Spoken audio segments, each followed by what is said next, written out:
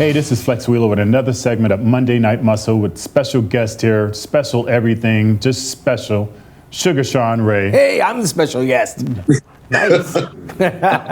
He's a special. We got a bigger guest. I don't know what to call this mutant here, man. He barely fits in. That's my nickname, the Mutant. Exactly. That was a segue. Nick Walker is what they call him, Flex. So this is my first time ever like seeing you this up close and Jesus Christ, how much you weigh right now? This morning I was 256. That's it? How tall are you? 5'7". Oh, good. And how old are you? Oh, God. I'm 26. That's the most important number there. You must have been on that nipple for a long time. Look at how big you are. Oh my God. I started competing when I was 17. So Really? Well, let's start at the beginning, Nick. Take these people through. I know that you're not an overnight sensation. You've kind of earned your stripes for where you're at right now. But take us back to the beginning. Yeah, even before that, I mean, did you play sports and football or anything like that? Just the very beginning. Yeah, when I was younger, I was my main sports were soccer and baseball. Soccer? Yeah, believe it or not, yeah. I played football for a couple years, and I wrestled for 1 year in high school. Mm-hmm. I played baseball probably my sophomore year in high school, and then I stopped. And then I stopped playing soccer before I got to high school. Man, you sound like a quitter. What are you doing, Nick? I stopped this, I stopped that. No, that's when I started out, and that became like the passion. Okay, so the weights took the place of everything else. Yeah. And how did that happen, Nick? I mean, you just stumbled into the weight room? No, so I mean, I'll get personal. I don't mind doing that, telling my story a little bit. But please do. When I was younger, I was molested as a child. So as I got older, I kind of like isolated myself from everyone, and being a team, sport, being around everyone, I kind of just realized wasn't for me. And working out, it was something I could do by myself and take my anger and frustrations out. And that allowed me to, be young, but gain a lot of muscle. Is this breaking news? Have you told this story before? I have a couple times, but I competed in high school. I graduated high school actually like 230 pounds. Okay. Wow. So yeah. Everyone told me I should compete after high school, and I was like, I don't know, man. So I gave it a go, and I planned for my first show the day I graduated high school. So was the weights therapy for you, Nick? I mean, I'm trying to figure out where the weights come in. That's originally how the weight started, was therapy, and just became my main focus. And the drive for playing, baseball and sports just was non-existent anymore. Well, I want to commend you on your openness to that. Obviously, I've been very open about that happening to me, and I think people like ourselves who have a spotlight, if we're more open like that, I think we can help other kids in dealing with those situations. So, man, deeply, deeply respect you and doing for that. a very long time, I was completely embarrassed by it. Yeah, I didn't want to talk about it. And then, I kind of grew to the point where, if I was to tell my story, I know I'm not the only one, probably, especially in this industry. So if I can help people, that's the main goal and motivation. And if people have, the audacity to, talk shit and make fun, then they're just shitty individuals. Nick, let me ask you, Nick. I mean, do you find that people would do that? I mean, you run into people that would talk shit about that? I have. You're a lot older. I'm trying to generationally. So there has been some, yeah. It hasn't been a lot, luckily, but I've had a few. Right. And you use the weights to, Flex was a mixed martial artist. He's beating the crap out of people. You're beating the crap out of the weights, I presume. Did you have any sort of vengeance in mind or something? Or I just learned to ignore everything. I just don't pay attention to the negative bullshit anymore, and I just focus on what's important. So obviously, this is going to air before you compete in a New York Pro. So how's preparation going for that, and what are your predictions? Now, mind you, when you answer this, it's going to air after you've already competed. So that's right. That's true. Yeah. So me and Matt Jansen started this prep probably 20 weeks out, and I started at a pretty. Probably the leanest I've been at the highest weight that I was, which was 286, I believe. So the prep itself went really smooth. I was doing pretty much cheat days every Sunday up until 8 weeks out, I believe. What's a cheat day look like when you say that? There's a lot of variants. For me, I'm still like a very picky eater, and I don't like to overdo it. So to an extent, like I would have like 4 regular meals and then like 2 cheat meals. Okay. But even those 2 cheat meals, I never went like crazy or all out. It was like not, you know. So your cheat meals aren't really cheat meals. Your cheat meals are reward meals because of how well you're doing, right?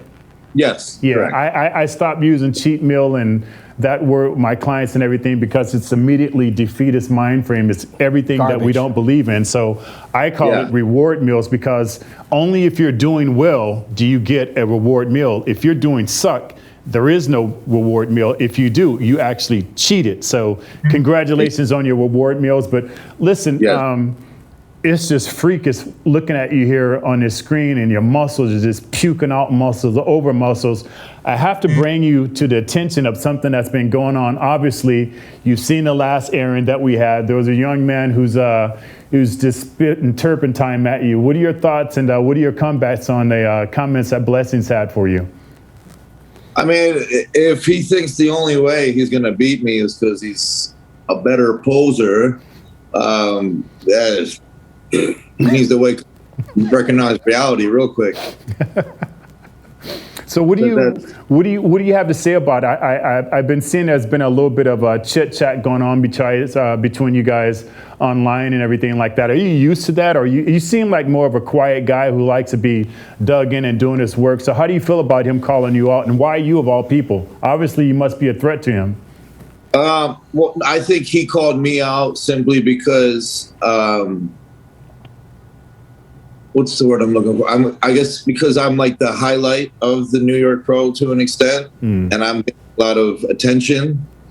So I guess he figured by calling me out, he would get the same attention, which he has. And I think what he's doing is great. I think the publicity is awesome, but I don't think he'll match up next to me. So I don't know why he'd come for me. Well, Nick, we fast forwarded to this showdown that you're having with Blessing, which has already happened 2 days earlier. But how did you win your pro card? What year and what contest was it? Oh, I just won it in North Americans in 2020. Okay, so you won your pro card. And if I'm not mistaken, you were competing in the Chicago Pro last year, right? Yes, I did. 6 weeks after, yeah. How did you do there? I got 4th. Wow. That's a victory for you, correct? I mean, were you surprised? With the mindset that I have, a little bit, I thought I could have been a little bit higher. At that show, Akeem was first, Justin Rodriguez was second, and Max Charles third. I thought I beat Max, but for my pro debut, I was very happy with 4th, though. Yeah, I think at first blush, you came out very strong. I thought you faded a little bit. Max came on a little bit, and that's kind of how the judges saw it. But that being your first show, that's a nice place to start. And for sure. You're coming back with a little bit less than a year to go for number 2, and now you got this run-in with this one guy are you thinking about that guy, or are you just thinking about the victory? Hold that thought. We're going to go to a commercial, and when we come back, I want to hear your true assessment on what's going on with you and Blessing. We'll be right back.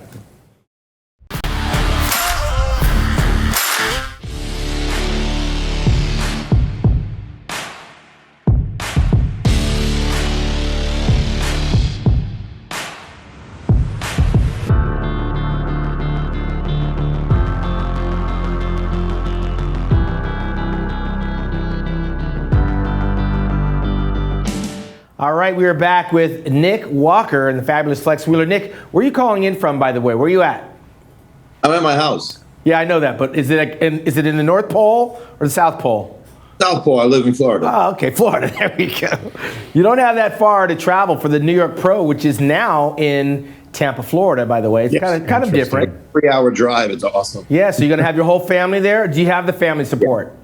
Yeah, my family honestly have never missed a show yet. Yeah, and in your vast 26 years of bodybuilding, you turned pro on your first try.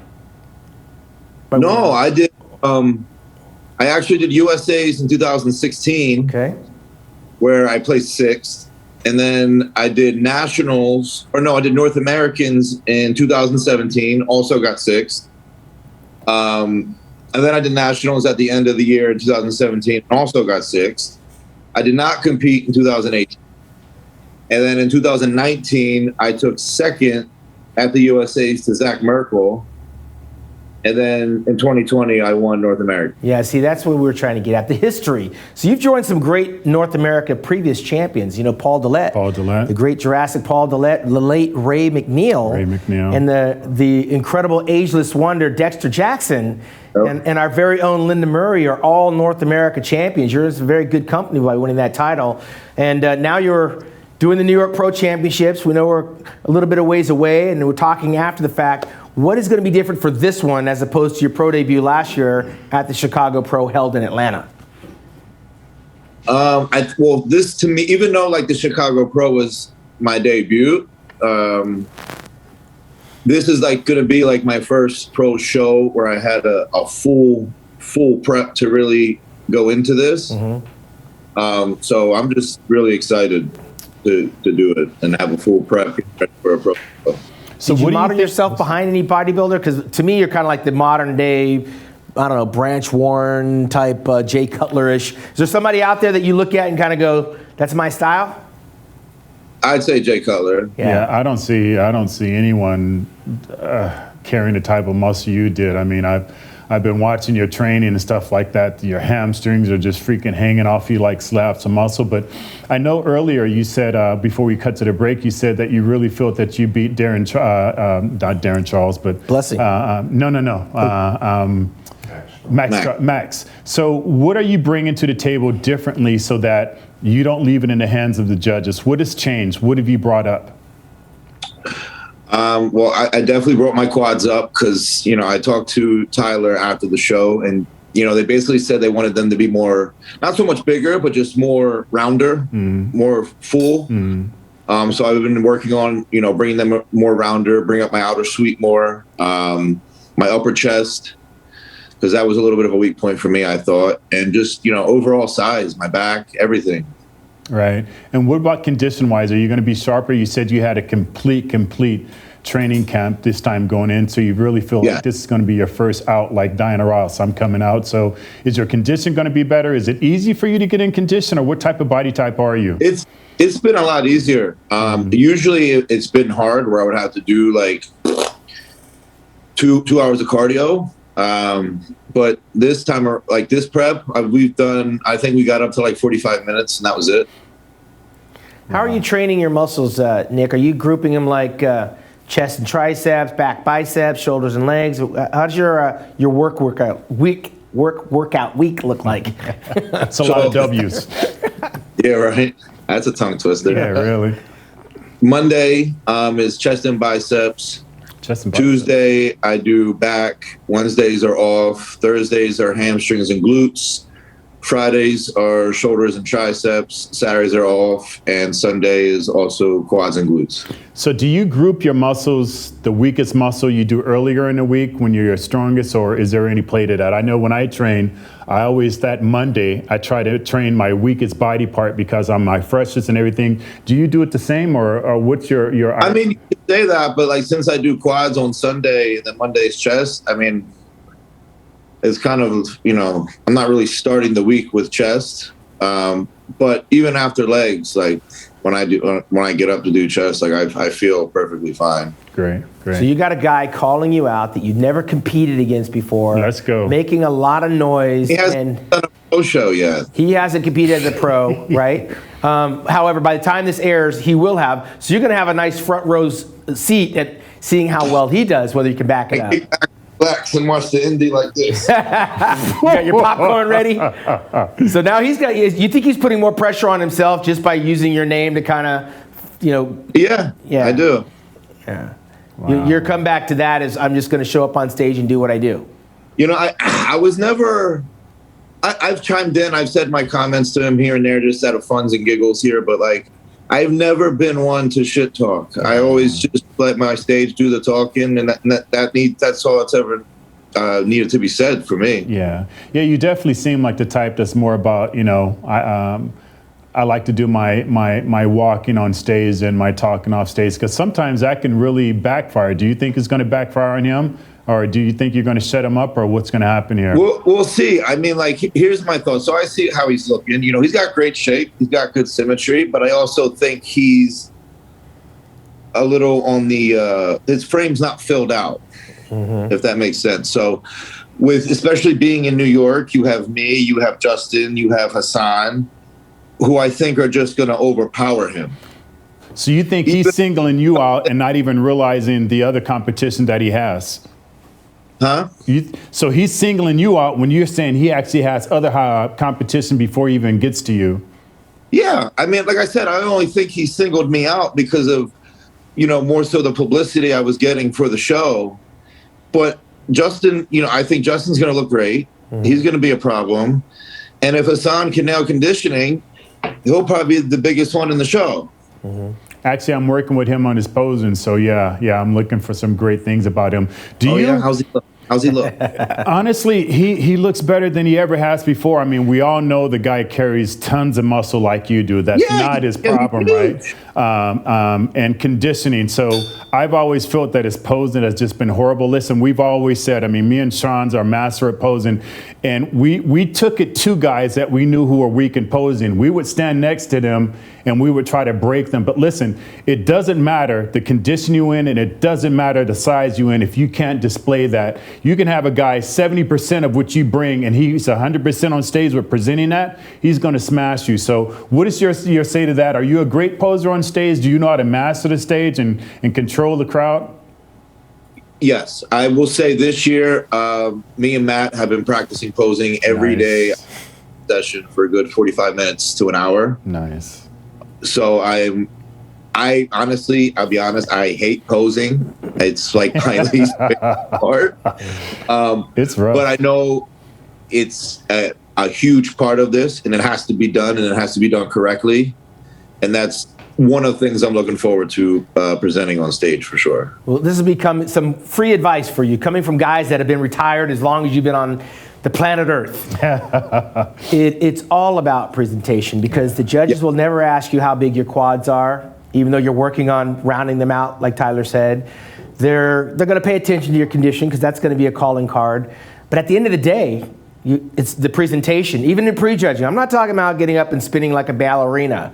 But the presentation, even Big Dorian Yates will tell you that mastering the front double bicep and the back lat spread, and even transitioning into the side chest and side tricep, this is all they see. So this is where that hour to 45 minutes that everybody hates, this is all you got to leave on the stage, man. So while he's calling you out, Blessing, you can shut him down just by mastering the art of the mandatories, right? Yeah, 100%. Yeah, it's never fun. I mean, trying to get there, but once you get there, you shut up the naysayers. You go on to the next level. I'm looking forward to that, because again, we've got the Indy Pro first, and then of course we've got you coming up into the New York Pro. Is it a one and done? Like, what happens? Is there a plan B if New York doesn't work out? That's been a big question. So obviously, me and Matt's goal is to one and done this, win this, and then get ready for Olympia. So obviously, if we don't, more than likely, we will do another show. We just don't know which one yet. Okay, because I know that Steve Kuklo just mentioned they have the Texas show in August, and then of course right after that will be the Tampa Pro, and there might be a couple others along the way, but there's going to be very few, because the Olympia is taking place October 7th to the 10th, and not for nothing, it's even bigger. Last year we had the biggest stage. We're moving into an even bigger arena in Florida, no doubt. So you won't have that far to travel. Nope. Exactly. This is awesome. It's all set up, man. You just got to get there to the Olympia stage. So you keep mentioning about your trainer that you work with. You know, I'm not that familiar with it. Give me a little bit of background on. Do you know who it is? Yeah, Matt's trained a lot of great champions in the past, and you're the latest guy that he's working with. But he's got a pretty good resume working with some good people. He does, Matt Jansen, And you've been working with him since you've been a pro? Yes. Yeah. We actually, our first show we did together was the 2019 USA's, where I got second. Wow. Yeah, he's worked with some pretty decent bodybuilders along the way, and you're just the latest. And of course, again, if you could shut it down in Tampa, Florida, then where are you at in Florida, by the way? I'm in Stuart, Florida. And so how far away is Orlando? Orlando was 2 hours. Yeah, so that 2 hours. So that's just that might be real sweet to shut it down and drive out with the whole family to your first Olympia. Exactly. When is your birthday, Nick? August 3rd. What? another Leo. Wow. I'm August 23rd. We had Steve Kuklo. He's in August the 15th, I think it is. So. Yep. And you got another guy. His name is Jake. You might have heard of him. He's also in August. So you're in good company. And Chris Cormier. And Chris. Deal. So listen. Obviously, for all IFBB pros. Cutler, August you're right. August You're right. 3rd. I forgot about Cutler. My wife's birthday's on that day. Really? August the 3rd, Jay Cutler and her. August is a great month. What I was going to say is, obviously, for all of us, our ultimate goal is to be on an Olympia stage. What does it mean to you to actually be on a stage with all these incredible names that go all the way back to 1965? Yes. If I'm not correct. What would it be like to be? The year I was born. What would it be like to be on that stage? And do you daydream about that as you're trying to get ready for the show that's coming up for you, or are you just focused on that? But ultimately, what I want to know is, what would it mean to you to be able to stand on that stage with such great as Sean Ray and Jay Cutler and Lou Ferrigno, just endless names? Oh man, that would be a dream come true. I've been dreaming of being on the Olympia stage literally since I did my first show. Mm-hmm. After I did my first show, even though I did horrible, I knew this is where I belong. Mm-hmm. Wow. And then, that's when I really started to get into it, do all my research. And I always said, I will win Mr. Olympia. And I even tell Matt every day, I'm like, I'm going to be Mr. Olympia and you will be the one to get me there. Wow. Yeah. So for me, and this is something, it's very emotional for me because even when I lived at home, my family put everything into this to help me get to even where I'm at today. So you have that type of support from your family. That's beautiful, man. That's beautiful. I remember the moment I turned pro, my mother ran up on that stage and gave me the biggest hug I ever received in my life. That's beautiful. I think what a lot of people misunderstand is they think this is such a individual sport, and to a degree it is, but the family support that the Olympians get from their families, whether it be their girlfriends or husbands or wives, is just tremendous. It's just tremendous. It is. Yeah, well, I also think, Flex, that every Olympia competitor believes at some point in time that they, can be Mr. Olympia or at least get there to become, compete for the competition. But Nick, thanks for calling in, man. We're going to follow your journey. And of course, this is going to air before your competition. We're going to get the results. Hopefully it's a one and done. We'll see you in Orlando at the Olympia. Thank you, guys. I appreciate you guys. Thank you so much, Nick Walker. We'll be right back right after this. Joe Weider's Olympia here in Orlando, Florida. A little bit strange coming out of Las Vegas for all of those years. Good evening, and welcome to the event that nearly never happened.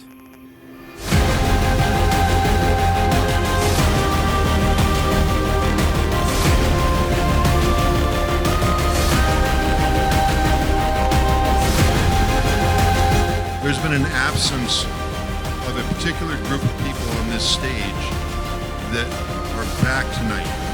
Tonight I'm here to say, welcome back to Miss Olympia.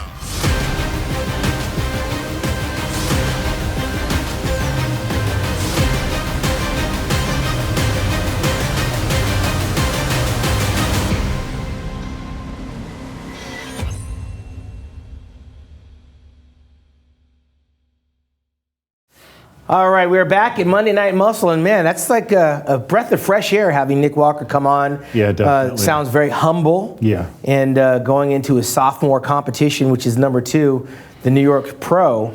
That's a big one because if he wins that, he joins company like Durham Charles, Phil Heath, Victor Martinez, Branch Warren, Kai Green, Big Ramy, Cedric McMillan. Flex the New Wheeler? York, you won the New York Pros. Well, back when it was... You won the Night of Champions. But it's the birth. Different. It's the birth. No. It's the birth. Same That's promoter. Old school. But the New York Pro's been around now. I think Big Steve Weinberger has been promoting that for about 15 years. Yeah. And the guys that have won that competition have fared very well. It'd be nice to get that out of the way, right? Like you're dealing with a contest date of May the 15th, and then he has all that time to kind of regroup for October. Because October's going to come quick. Definitely. Yeah, he's a different character, very soft-spoken. I could tell that he just doesn't believe in all the crap talking. Nothing wrong with the people who does, but seems like the type of guy who actually likes to just have his actions carry for him. You know, what I really appreciate is him being open and honest about what he's been through childhood. I know you haven't had to experience that, but there's a lot of people who've really experienced that. A good friend of mine, Terry Crews, we were talking about that, and he came out about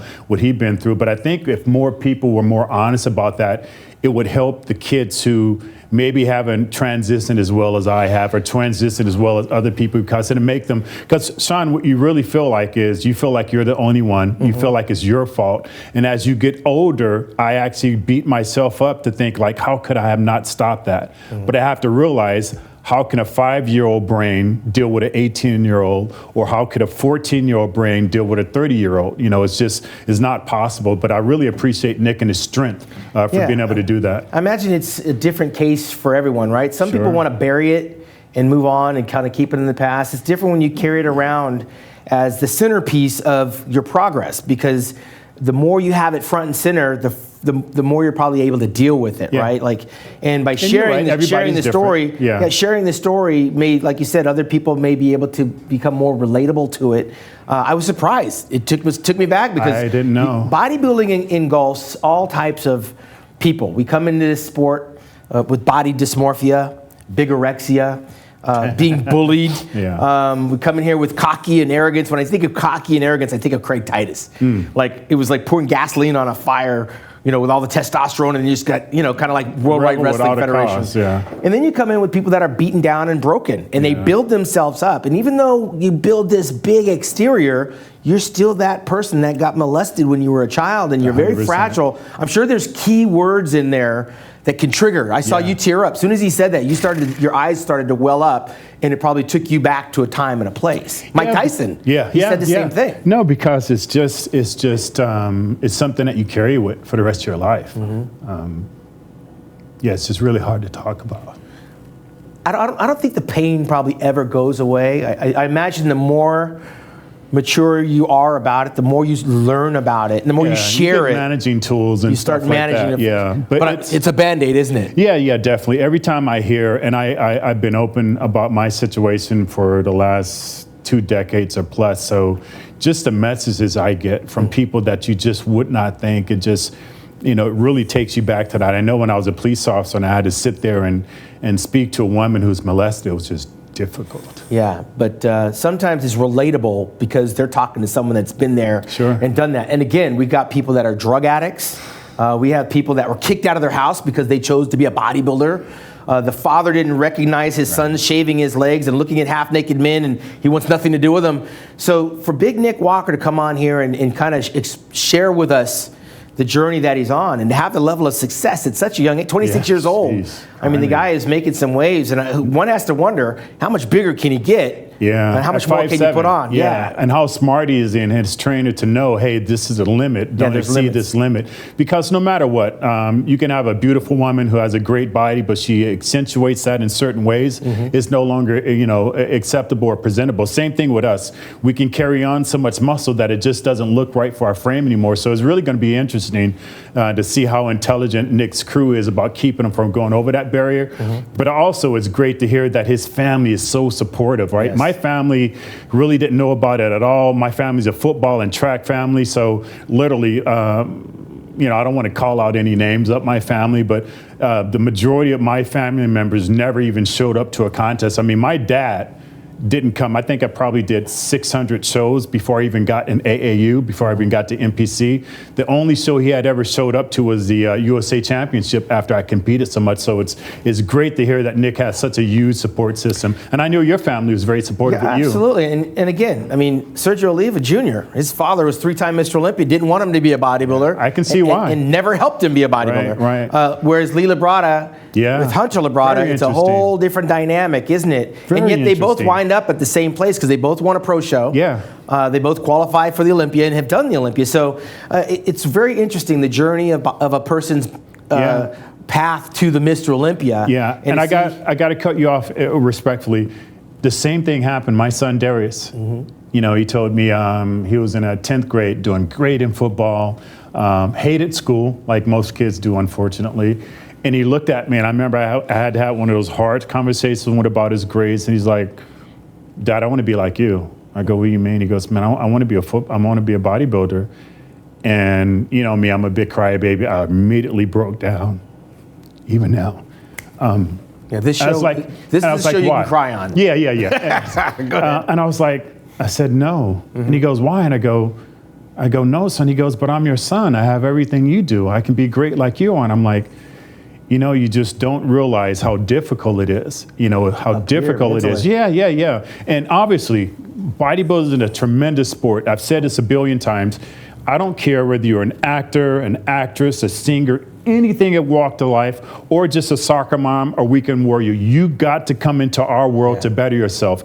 So that's true. So that's how great our sport is. But I'm like, do you understand how hard it is? It's not for everyone. Look how great I did, but I could never win the Olympia championship. Not to mention, if you were to make it in the NFL, which you make in a month, I make in a year, son. You know, there's a greater opportunity to make it. So why don't you put your chips in something that's a lot easier to do instead of, I mean, I forgot, you would know how many Olympian champions there were at the time, but he's like, but I have your genetics to go, therefore, exactly what I'm talking about. Yeah. You may not make it that great, so. Even with the great genetics, you still may not realize the ultimate goal of being Mr. Olympia. There's only 16 Mr. Olympia winners in 56-year history. 56 years. It is a very elite group of people, but nonetheless, it is a very long and lonely journey. I know you can attest to this. Yeah. Sitting there eating that chicken and eating that fish that you don't want to eat, you feel like you're the only person. Like Nick Walker said, he felt like he was the only one, and maybe opening up and sharing his story. Look, the great Flex Wheeler went through it too. Yeah. Mike Tyson went through it. Terry Crews went through it.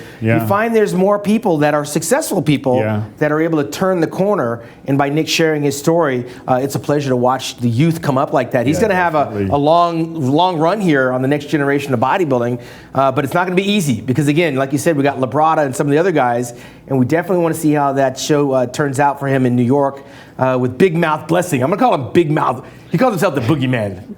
I say the Big Mouth sounds bad. It sounds better. I'm going to call him the Boogeyman. It's I like all the good. Boogeyman. But you know what? I think the crowd is truly going to appreciate the type of muscle Nick brings to the table. I know, you know, the show isn't in New York anymore, but I heard the New York crowd follows that show everywhere. And it'll get back to New York. And they show up. So I just can't wait to see him on stage and see what he brings, because at his size, at 5'7", is just, I mean, a dude damn could fit in a damn screen there. And I've watched his training. Freaking muscle is just hanging off of him. And I'm not sure, I guess he brought his legs up already. Because I don't see no damn weakness in those legs whatsoever. We know one thing, Flex. All roads lead to the Mr. Olympia, coming up October 7th to the 10th in Orlando, Florida. We're going to find out whether or not Nick Walker will be one of those select chosen few. If he gets there, it'll be because he earned the right to be there by way of victory. Stay tuned. We'll be back next week with some more Muscle Madness right here at Monday Night Muscle. Flex Wheeler. Sean Ray. I'm out.